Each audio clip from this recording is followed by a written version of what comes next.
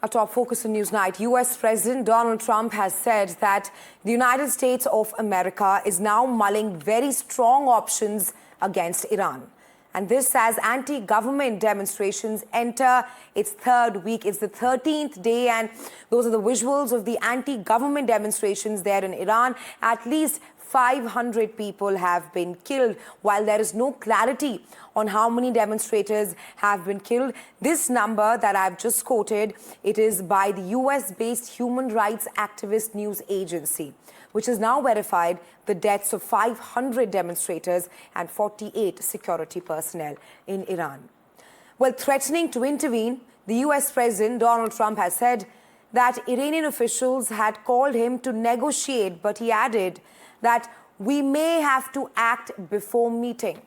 While on the other hand, Iranian leaders have described the demonstrators as a bunch of vandals and called on their supporters to take part in pro-government marches.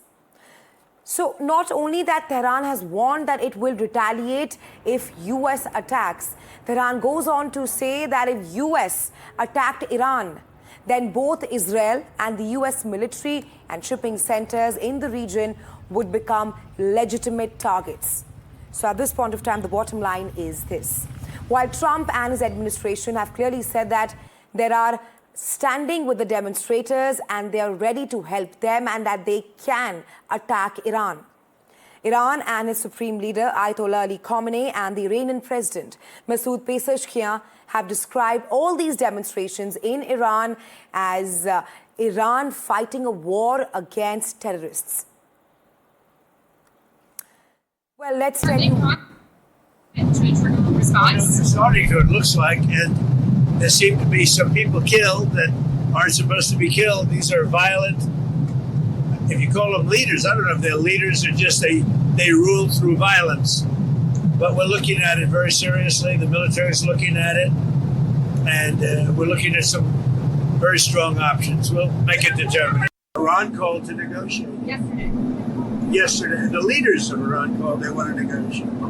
I think they're tired of being beat up by the United States. Iran wants to negotiate, yes. We may meet with them. I mean, a meeting is being set up. But we may have to act because of what's happening before the meeting. But a meeting is being set up. Iran called. They want to negotiate.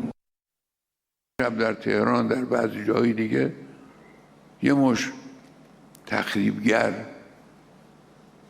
آمدن ساختمان متعلق به کشور خودشون رو خراب کردن برای که دل رئیس جمهور آمریکا خوش بیاد، چون او گفته که حرف بی ربطی که اگر چنانچه دولت ایران چنین کنه من میام طرف شما رو میگیرم. Well, a lot has happened in the last 13 days with various statements from Washington, D.C. and Tehran. Let's take you them. All right, so first, the US President Donald Trump has said that Iran wants to negotiate. A meeting is being set up, but we may have to act before the meeting. That's what Trump has said. To contrary, the supreme leader of Iran, Ayatollah Ali Khamenei, has said that Iran is ready for dialogue, but also ready for war. Then Trump goes on to say US would attack if security forces kill the demonstrators in Iran, to which Iran has said protesters are troublemakers who are only trying to please the US President Donald Trump. Well, there's more. Trump goes on to say that US would strike back very hard, issuing a stern warning to Iran, to which Khamenei says US and Israel military centers and all the shipping lanes there are legitimate targets. That is, if US attacks Iran. Lastly, Trump has clearly sent a strong message that US is with the demonstrators there of Iran, saying that Iran is looking at freedom and US stands ready to help them, to which Khamenei says situation in Iran is under control. So hence this is perhaps the blame game which has been going on over the Iran unrest, which has now entered its third week. And well, to talk more on this and all that's happening, I'm now being joined by Goldie Gamari. She is a Canadian ex-politician and activist. She's joining me live from Toronto. Welcome to NDTV, Ms. Gamari. Thank you so much for having me. It's an honor to be here. Well, Ms. Gamari, you were just 1 year old when your family fled from Iran, if I'm correct. Looking at all that's happening in Iran today, your thoughts, and how are these demonstrations different from the earlier ones, especially when we talk about the role of women in the 2026 Iran protests? Well, women have always played a very important role, but we have to also give a shout out and appreciate Iranian men, because Iranian men are risking their lives out there to make sure that Iranian women are safe. So this is really it's an equal thing. Both men and women are involved. What I would say is different about what's happening this time around is that we are seeing Iranians coming out in the millions. Tens of millions of Iranians are calling out. They are demonstrating in the streets. They are saying, this is the final battle. Pahlavi will return. Pahlavi, of course, that refers to His Royal Highness Reza Pahlavi, the Crown Prince of Iran, who's in exile. He is the leader of the Iranian National Revolution, because we only trust him to transition Iran from an Islamic dictatorship into a functioning secular democratic society. Right now, we are in day 16 of this revolution, and it is not stopping. It is, in fact, getting bigger. And we are so close to the end. We're in the final push right now. Right, Ms. Gamari, I do want to take your thoughts on the US intervention. But before that, of course, you speak about how there are thousands of people who are there out on the streets. Now, these protests, they were fueled by economic collapse. But now, like you also mentioned, we're hearing slogans against the supreme leader, Ayatollah Ali Khamenei. Mm-hmm. Do you think that, that these protests will perhaps lead to regime change in Iran? 100%. So yes, the demonstrations initially started out about the economy. That was back, that was 2 weeks ago on Sunday, December 28. So what happened is the economy pretty much collapsed. The rial, which is the official currency of the country, let me put it in perspective for you. So back in 1979, when the Shah of Iran was still in power, the rial was 70 rials to $1. Right now, the rial has collapsed so much that it's actually 1.4 million rials to $1. So that's how much the rial has tanked. The economy is pretty much collapsed. There's no more financial system. So that was, I mean, it's true that that's what sparked the initial protests, but very quickly, because I was monitoring the situation very closely, within 2 hours, so within 2 hours of the demonstration starting, people were already saying death to the dictator, down with the Islamic regime, we want the Shah to return. And the reason for that is because the economy is just one symptom of the entire problem, right? So it's not just about the economy, it's about human rights, it's about women's rights, it's about the lack of clean water, it's about the lack of clean air, it's about the fact that Iranians are tired of being oppressed by an Islamic dictatorship that funds terrorism, Islamic terrorism in the Middle East. And we just want to have a free, secular democracy. We don't want Islam in our country. We don't want Sharia law in our country. In fact, less than 20% of Iranians are even Muslim. So we don't want Sharia law in our country. And that's why you've seen, as part of these demonstrations, a lot of mosques are being burned as well. Right, Ms. Gamari. And of course, these protests, which started over economic collapse, has more to it, like you lamented clearly here. My last question to you, of course, Trump has now said that he is standing with the demonstrators there. Do you think that there will perhaps be an imminent attack by the US on Iran? Yes, absolutely. So Iranians, first of all, we are very, very grateful to President Trump for standing on the right side of history. This is the first American president who's actually taken the side of the Iranian people.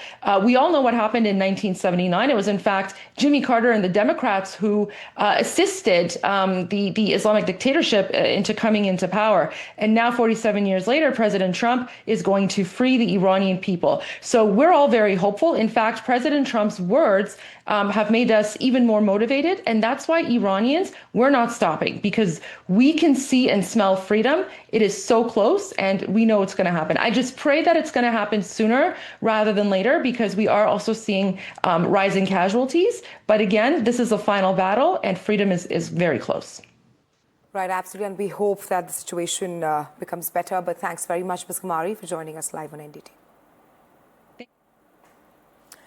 Well, the fact that the recent demonstrations began with the Bazaris, these are the people who are the traditional merchants of Iran. We say that because the protest in Iran started in the marketplace, that is the bazaar, over rampant inflation. That's we were showing you what triggered the demonstrations in Iran. The Bazaris were once a powerful force for change in Iran's history, and they were once seen as loyalist to the regime. That is the Supreme Leader, Ayatollah Ali Khamenei. They were also historically the regime's backbone, but they are now, all the Bazaris are now at the epicenter of these demonstrations. Another fact which makes these demonstrations different is that what began as an economic outcry has now rapidly morphed into a political revolt.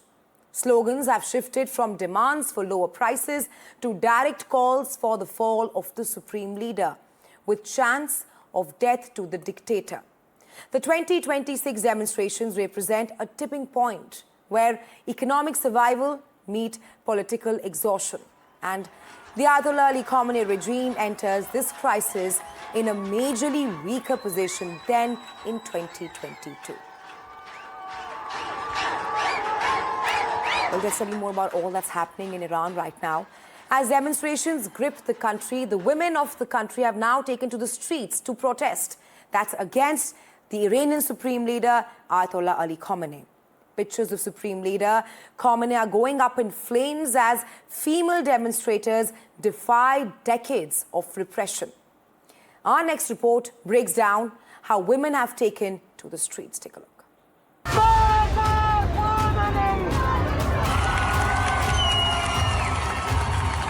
In the heart of Iran's unrest, women are torching the symbols of oppression, literally.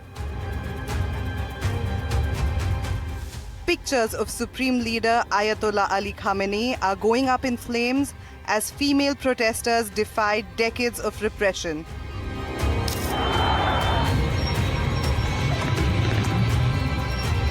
Tehran's streets are a battlefield of fire and fury. These women aren't just marching, they're leading.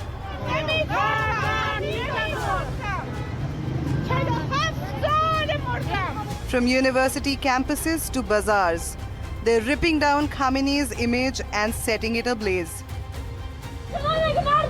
It's a seismic shift. Women, long sidelined, now spearhead the protests against mandatory hijab laws, economic collapse, and iron-fisted rule.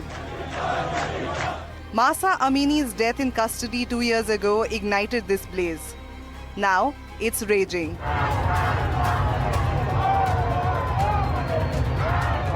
Seas of people on the streets in all 31 provinces. The images are outstanding, and it really shows the support of the people of the Crown Prince's call for action. There is also another one arranged for this evening. What we saw was a historical day of protest. This was much larger than any other demonstration we have ever seen in the past 46 years.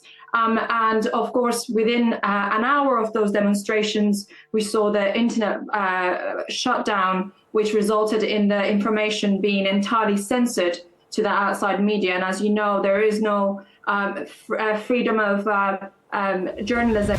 Security forces cracked down hard, but the fires spread. From burning portraits to unbreakable spirits, Iran's women rewriting history one match at a time.